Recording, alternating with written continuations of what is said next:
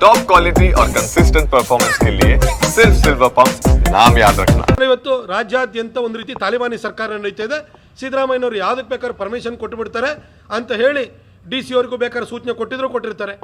ಇಲ್ಲ ಸ್ಥಳೀಯ ಮಟ್ಟದಲ್ಲಿ ಅವರು ತೀರ್ಮಾನ ಮಾಡಬೇಕು, ದಾಖಲೆನ ನಾವು ಕೊಡಿ ಅಂತಂದ್ರೆ ಯಾಕೆ ಕೊಡಬೇಕು? ಇದನ್ನು ನಾವು ಕಡಾಖಂಡಿತವಾಗಿ ವಿರೋಧಿಸ್ತೀವಿ. ರಾಜುನ ಏನು ಅವನ ಬಲಿದಾನ ಏನಿದೆಯಲ್ಲ ಅದು ವೇಸ್ಟ್ ಆಗಿ ಹೋಗೋಕ್ಕೆ ನಾವು ಬಿಡಲ್ಲ. ಸಿದ್ದರಾಮಯ್ಯನವರಿಗೆ ನಾನು ಚಾಲೆಂಜ್ ಮಾಡಲಿ ಹೇಳಲಿಕ್ಕೆ ಬಯಸ್ತೀನಿ. ನೀವು ಎಷ್ಟೇ ಪ್ರಯತ್ನನ ಮಾಡಿ ಆ ಮಸೀದಿನೇ ನೀವು ಅನಧಿಕೃತವಾಗಿ ಮಾಡಿದಂಥ ಮಸೀದಿಯನ್ನು ತೆರೆಸಿ ನೋಡೋಣ. ನಾವು ಉಗ್ರವಾದಂಥ ಹೋರಾಟವನ್ನು ಕೂಡ ಮಾಡ್ತೀವಿ, ಯಾವುದೇ ಕಾರಣಕ್ಕೂ ಬಿಡಲ್ಲ. ಮೊನ್ನೆ ಅಷ್ಟೇ ಈ ಕ್ಯಾತ್ಮಾರ್ನಹಳ್ಳಿ ಬರುವಂಥದ್ದು ಕೂಡ ಉದಯಗಿರಿ ಪೊಲೀಸ್ ಸ್ಟೇಷನ್ ವ್ಯಾಪ್ತಿನಲ್ಲಿ ಮೊನ್ನೆ ಅಷ್ಟೇ ಪೊಲೀಸರ ಮೇಲೆ ದಾಳಿ ಮಾಡಿದ್ದಾರೆ.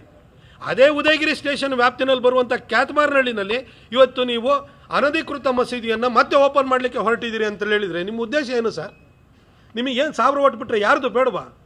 ಅವ್ರ ಓಟಲ್ಲಿ ಅಷ್ಟೇ ಗೆದ್ದಿರೋವಂಥದ್ದು.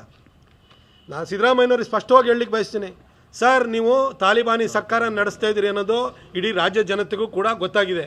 ಆದರೆ ಜನ ಯಾಮಾರಿಬಿಟ್ಟು ನಿಮಗೆ 136 ಈಗ ಮತ್ತೊಂದೆರಡು ಬೈ ಎಲೆಕ್ಷನಲ್ಲಿ ಎಕ್ಸ್ಟ್ರಾ ಸೀಟ್ ಕೊಟ್ಬಿಟ್ಟು ನೀವು 138 ಸೀಟ್ ಕೊಟ್ಬಿಟ್ಟಿದ್ದಾರೆ ಈಗ.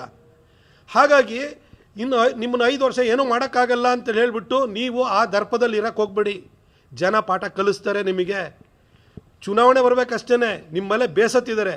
ಆದರೆ ಸ್ವಲ್ಪ ಗೌರವಯುತವಾಗಿ ಜನರ ಪ್ರಾಣ ಮಾನ ರಕ್ಷಣೆ ಮಾಡುವಂಥದ್ದು ನಿಮ್ಮ ಒಬ್ಬ ಮುಖ್ಯಮಂತ್ರಿಯಾಗಿ ನಿಮ್ಮ ಕರ್ತವ್ಯ ಅನ್ನೋದು ಅರ್ಥ ಮಾಡಿಕೊಂಡು ಇಂಥ ಕೆಲಸಕ್ಕೆ ಕೈ ಹಾಕಬೇಡಿ ಅಂತ ಹೇಳಿ ನಾನು ಅವರಿಗೂ ಕೂಡ ಮನವಿ ಮಾಡ್ಕೊಳ್ತೀನಿ.